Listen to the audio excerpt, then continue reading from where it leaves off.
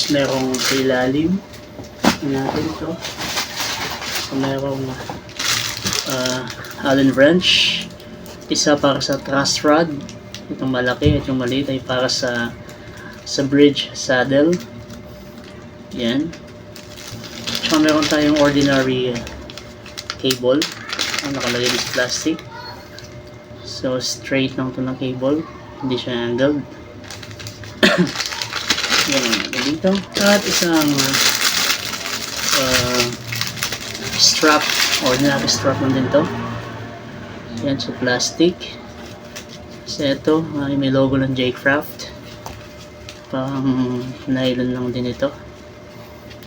So yun.